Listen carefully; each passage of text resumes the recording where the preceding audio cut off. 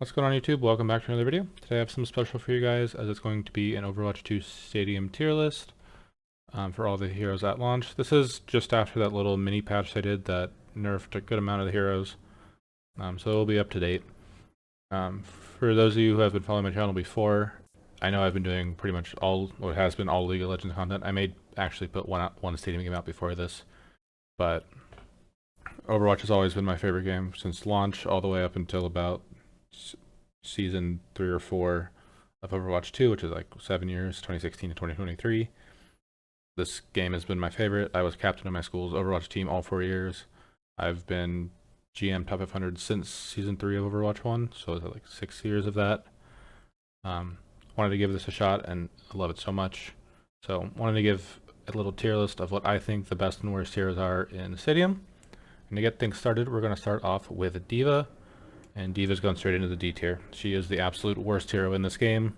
Her only viable build, in my opinion, was the Baby D.Va build. You just go full survivability. You get that Nano Cola, not the normal Nano Cola, whatever D.Va special Nano Cola ability is. So you get Nano every time you get demeched. They nerfed that because it was too good, and when I played it, it felt so stupid to play as, but like it was winning. So I tried it a few times, and it was a lot of fun, but yeah, it was so stupid and so cheesy that I'm kind of glad they nerfed it. But she has no other viable builds. She gets shit on by Zarya really hard. She's okay into Ryan if he goes Fire Strike build. She's not good into Queen. Doesn't really have any good matchups. She's terrible. Something surprising about her, but I'm not going to have it affect this because I think she's terrible. She's the highest win rate hero on console, especially high elo console. That seems kind of weird to me. Maybe just because she's so hard to kill with all that survivability that she just wins the war of attrition, is my guess. But I play mouse and keyboard. She's just absolutely terrible, so she's going straight into the D tier. Next up, we have Junker Queen, and she's actually going straight into S tier. I know she takes a little more skill than some of the other tanks, but she has great build diversity with Carnage build or Shout build, or you can even combine them together a little bit because they both go off ability power. Like Shout resetting on a limb, so strong. Because as soon as you get one kill, you just keep snowballing that giant shield. You can make your shield even apply wounds. Carnage having leap or double Carnages gives you insane mobility and insane damage and sustain. She takes a little bit more skill than the rest of the tanks, but her only real tougher matchup, I think, is Zarya because of the bubbles. But like, I don't have any issues with Zarya. She's just probably the hardest to deal with. She melts everybody, so straight into S tier. Next we have Orisa. I actually put Orisa in the A tier. I thought Orisa would be insanely boring when this game came out, or this mode came out. I was like, I really didn't have any interest in her. I tried her out. She is the most surprising hero by far. Her survival builds are fun. She can go full AP spear one shot, because she has like a item where when you throw your spear from like 12 meters away, it does increased damage. There's like a power up where you get like a second spear that does a little bit reduced damage. So like you can go full AP one shot build. She can go full survival build, so you can provide tankiness for both yourself and the team. She can do even a mix. Like when I was playing Reinhardt, I had a good mix of going some survivability, but also some AP, so that way like you can deflect his fire strikes. I usually do that like round 3, because if you don't have a round 1, they're not going to expect it come round 3. And then you go like fully into Fortify and Ultimate powers. I had a ton of luck with that in the Ryan matchup, but just into a lot of builds. She's only not so great into, I think, Zarya. But it's not like a hard counter or anything like Zarya into D.Va. It's just the one she struggles with the most, but she's still really strong into everybody. If you haven't given her a shot, she's a lot of fun. She even has her overheat build. I didn't even mention her overheat build. That one's lots of fun too. She's just very, very versatile, very well designed for a Stadium, and I think you should give her a shot if you haven't already. Next up, we have Reinhardt. And Reinhardt, for a fun factor, I think S tier, but in terms of like how good he actually is, I'm going to put him in A tier for now. At the end of this list, I think I will go back through it and just update it so that it is left to right, but for now I'm just going to put it in a random, put them in a row, and then I'll organize the row later. He's very versatile because the Fire Strike build is tons of fun, as long as you're not into Diva or Orisa. But like if you're in a Rheinmere or into Junker Queen or something like that, tons of fun for that build. His pin builds are a lot of fun, where you can just fly through the sky holding your shield. You just feel like an unkillable raid boss. There's his weapon damage builds, where he just gets insane movement, insane attack speed, insane weapon power damage. Like he's very, very, very well designed for Stadium. Tons of fun, very versatile, but like he's not like a hard carry. You need decent support because he probably needs some healing. And I don't think he's the best tank, but he's a very good tank. He's very fun, very well designed, and Ryan, as always, is perfectly designed. Next up, we're gonna have Zarya. Zarya, she will go here at the end. I think she's the strongest tank in the game, just because she's also very versatile, but outputs every build, does a ton of damage no matter what. But you can go full weapon build, where you get like 150 charge, and you start piercing people, and you have weapon damage and stuff. She can output so much damage while still being tanky with her bubbles. You can go into bubbling your teammate builds if you have like a Mei, Reaper, Genji on your team, stuff that wants to dive in. Especially, and you can like bubble them both at the same time with a single bubble, get the reduced cooldown if you put on an ally, and just constantly have like double bubbles on your team. And then you're a full charge Zarya, you're still going to do a lot of damage. She counters Ana really well, she counters Queen the best because she can stop the wounds, she counters Ashe because she can stop the dynamites. She can make everybody on her team really tanky. She's just the best tank in the game, probably the single best hero in the game as well. As long as you have the aim to be able to beam people down. But even with that, like I said, you still have the bubble builds, a lot of build diversity. She's so insanely strong. So that's gonna be it for the tanks. Just quick summary on the tanks. 4 of the 5 of them are very, very well designed. A lot of versatility, all a lot of fun in my opinion. I'm a tank main though, so I've hit top 200 as tank, and I've hit like top 400 as support. So I had to play tanks and supports really well. I've only been like GM as a DPS, but I think all 4 or 5 of these tanks have perfectly designed. Love that, and they'll buff Diva eventually. They have to buff Diva in some way. Zarya just is unplayable for the most part unless you got the Baby Diva build. So next up, we're going to DPS. I'm going to start with Ashe, and I think she's going to start out in the C tier. So you can make sure, yeah, read my notes. Cool. Put her in the C tier.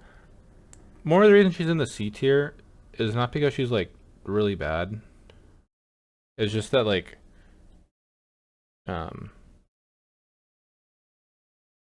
she's a lot harder than a lot of the other DPS, because you actually have to, like, if you're not constantly hitting your shots, you're just not gonna be doing a whole lot.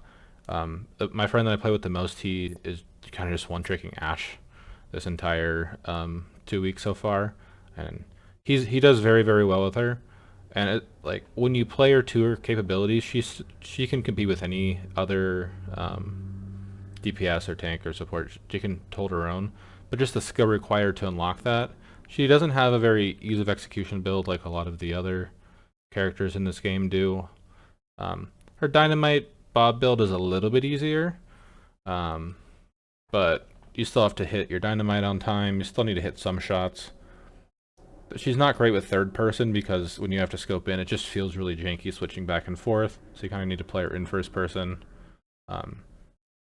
And if anything dives on you, you're probably dead. You can go double coach gun build for some more survivability, but it's more harder ease of execution than it is like how good she is. Actually, looking at my notes, I put Diva in the wrong tier. I have somebody reserved for that D tier. Diva's going to be the worst C tier. No, actually, no. I'll change my mind. I'll put her back in D tier, and I think she, with her Baby Diva build being nerfed, I think she belongs with this other. I'll leave her a D. Next up, we have Cass, and I'm put him in B tier. Same thing as Ashe, where higher degree of difficulty compared to a lot of the other DPS and just all other heroes in this mode. Except he does have the Fan the Hammer build, which is pretty strong early. What the hell are these kids doing outside? There's like 10-year-olds crossing the street while cars are, oh, that's crazy. They got by safely though. Okay. Sorry about that. He has the fan the hammer build, and with third person, he actually gets way better, just because you can put your crosshair on people's head before you peek an angle, just because of that, abuse that third person view. And so he is one of the few characters I think that really benefits from third person. The other ones I think that I've mentioned so far is just Reinhardt and maybe Zarya. I've seen people do Zarya. I think it's just Reinhardt for the tanks that benefits from third person. I think everyone else is better in first person, as long as you have good awareness around you. But yeah, Cass really benefits from the third person. The fan the hammer build's a lot of fun and it's pretty easy to use. It does fall off late, but it's good early. If you have the aim to keep hitting headshots, his weapon builds are very strong. He just kind of lacks build diversity though. I think he just has those two builds. I feel like tanky Cass isn't as good unless like you're just not good and your team's carrying, you just don't want to be a nuisance. Sure. But yeah, I think Cass in B tier. Just because he's a little bit easier, ease of execution than Ashe. Genji, I'm also going to put him in B tier. A lot of the same reasoning. He's if you are very good, his weapon builds do a ton of damage. Honestly, and he's very skill dependent. He does have a little bit of ease of execution with his AP builds, where you go deflect, you get the free swing, you can build up your ult. Dragon Blades do a ton. Excuse me. Dragon's Blades do a ton of damage. So I think he would be in the B tier as well, just because he has one or two kind of easy execution builds. But if you are really good at Genji, then you can just carry games, do so much damage, kill everybody. And especially if like you have a Zarya helping you out with bubbles when you go in and stuff. Fantastic. Next up, we're going to have Mei. I think Mei's here too, yeah. Mei we're also putting in the B tier. Her reasoning, I think she just got her snow her AP build nerf, where this like you just roll around a snowball. I think I had her in A tier before that. I'm gonna put her in B tier. That build is still viable. It's not as strong as it was. Her ease of execution with that build is very I guess it's very easy. So very high ease of execution that outputs a ton. And her weapon build's still viable. It's a lot harder to use, but just her AP and survivability builds are very good, and that's kind of mostly what people are playing. That's why I have her in B tier. So like if you were to take the best Mei versus the best Genji or McCree, the best Genji or McCree would be higher. Same with Ashe. All three of those would be higher in A or S if you're have like perfect aim. But for the average player who doesn't have that perfect aim, I think Mei is a good option for that. Mei is the one I play the most because I don't have that perfect aim.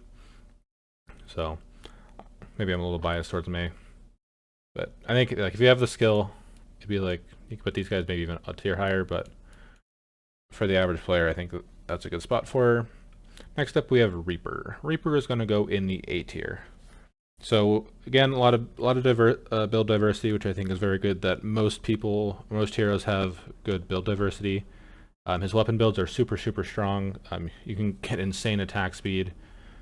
He does get a little bit countered by armor, but you can buy armor shred a little bit later into the game.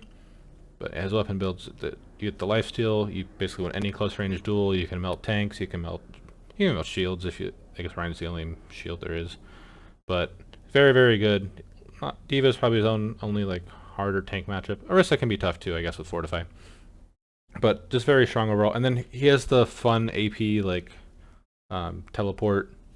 Gives you Death Blossom builds, or what is it called? Shadow Step gives you Death Blossom. I've played that a lot. It's so fun. My recommendation for that build is start off with, what is it? Eliminations, reset your cooldowns. And you kind of go weapon build round 1 and 2.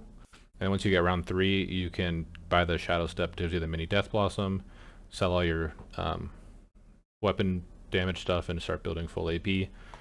Just because the AP build needs a few items to get off the ground. Because like, with your weapon build, your ult is even useless. But I think it's very easy to execute both builds, just because it's Reaper, he's got the lifesteal and massive shotguns.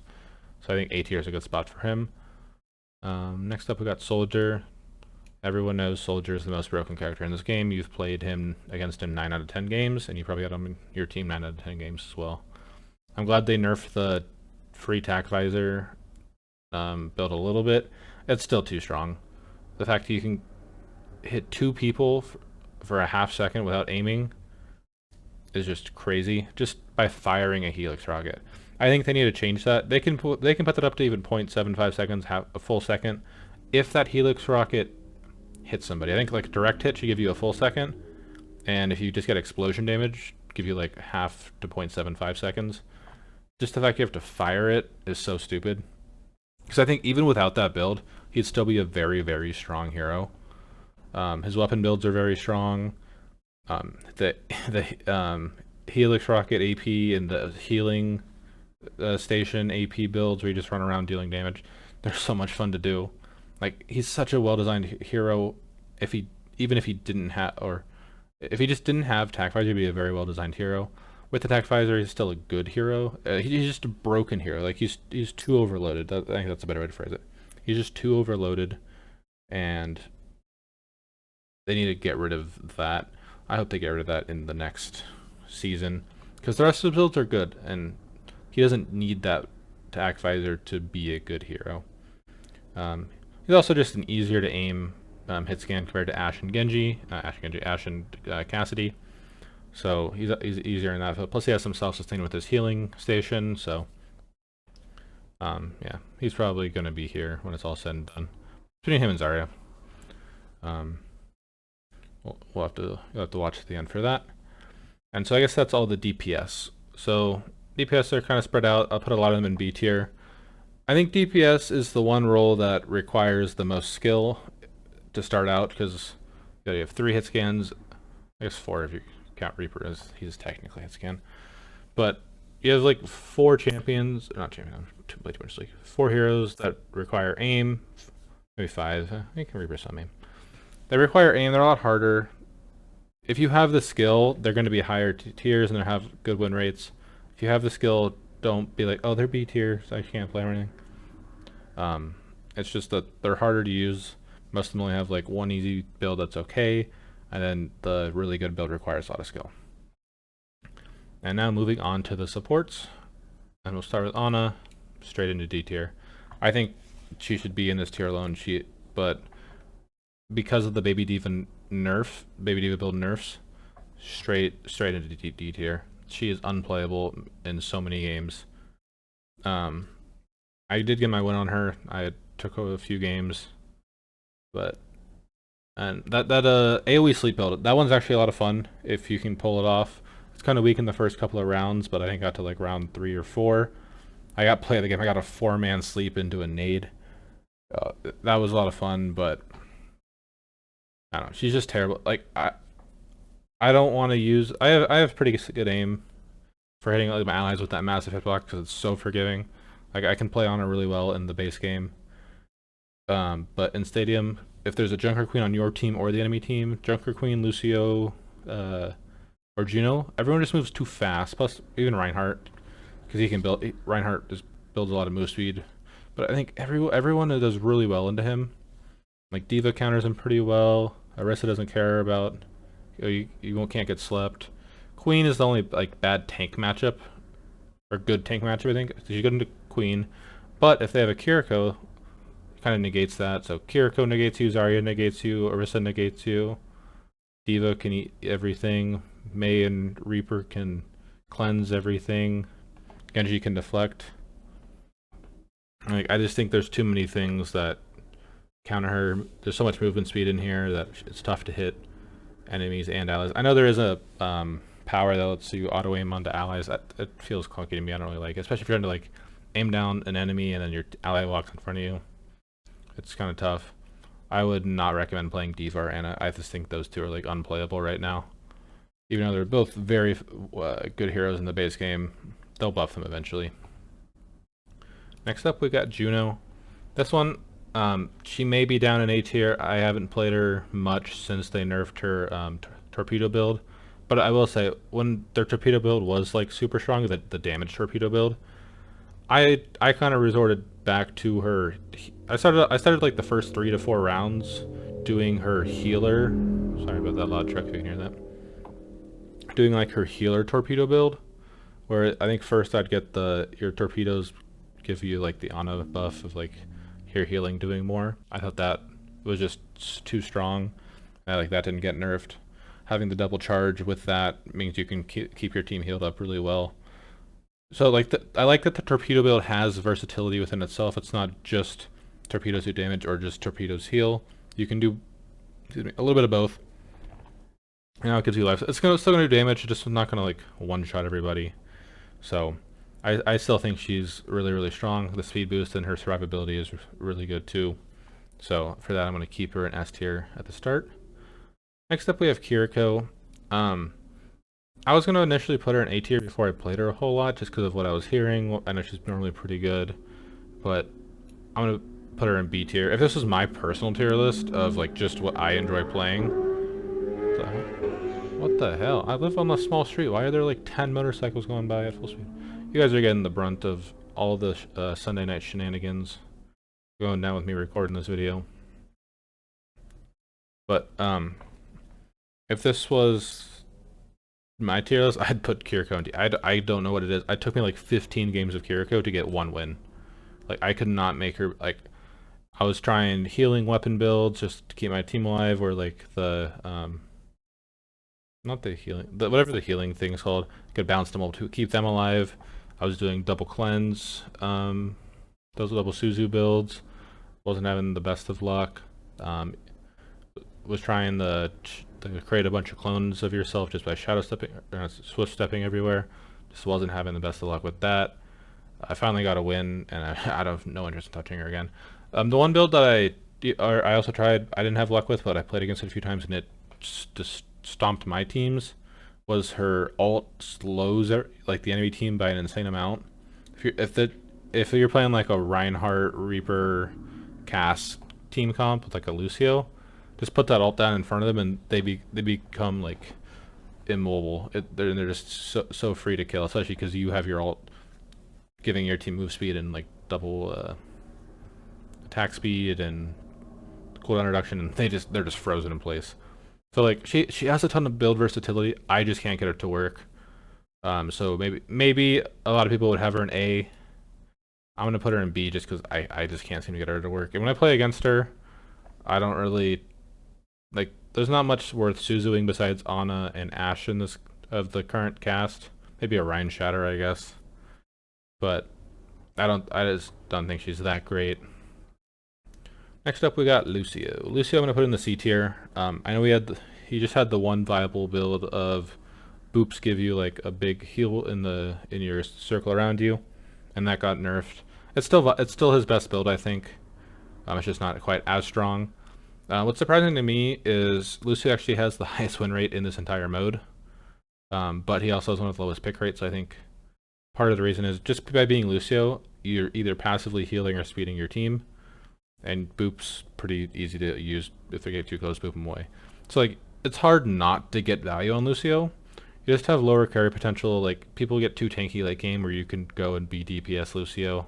I was a DPS Lucio myself in my heyday.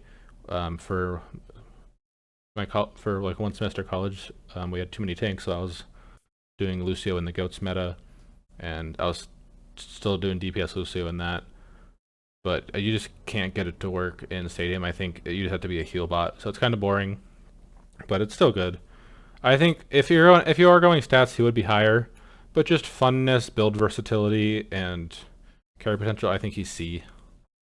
I do love Lucio. I think maybe I'll try a few more builds on him to give him another shot, just because I love the character so much. But yeah, I think C tier for now. Maybe because they're not really going to buff him because he's already so strong. They need to give him a secondary build that has more skill expression than his current one. Because I think the skill expression just needs to be a little bit higher on some of his DPS builds. Which I think they actually did buff. I forgot it. They did buff his projectile size for something from like 20% to 80. Maybe I'll give Lucy another shot today after this video. And if I really like it, maybe I'll put a little note in putting him to a higher tier. Next up we have Mercy. What do I think for Mercy? BA. I'll put her in A. My notes I actually put her in B, but I'm gonna put her in A tier. Another loud car. I really hope you guys can hear these, but I live on a small street. Why is that like in 20, 30 minutes? Is that? Yeah, 25 minutes.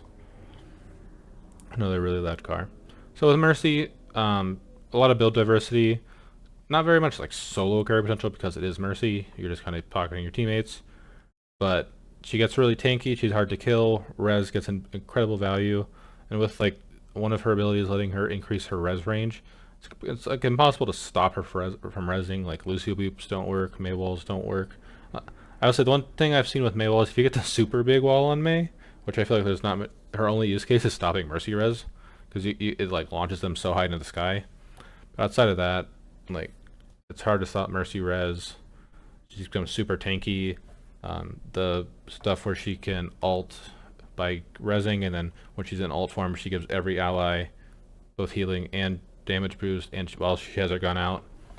A lot of build versatility, and I think they did a good job with Mercy. I wish she was slightly less tanky, or maybe res just had a slightly higher base cooldown in this mode just because it's so valuable, but she's pretty strong right now. I think put A tier is a good spot for her. And now we're going to round it out with Moira. Same thing, A or B. Since I made my notes versus when I'm actually recording this video, I played a lot of Orb Moira. I'll put her in A tier. I had her, just like Mercy, I had her in B tier. I'm going to put her in A tier. As long as there's not a diva on the enemy team, Orb Moira is so fun and so strong because you can provide so much utility. Because see, first round you should probably take do an opposite orb at reduced efficiency. So if you throw damage, it also spawn a healing one. Round 3 you get 3 orbs, so plus the extra spawn, so 4 orbs. And then even round 5 you can get, like when you fade you drop an orb. Like you're just getting orbs everywhere, and then the orbs do a lot of damage. They give you a lot of sustain if you get ability lifesteal.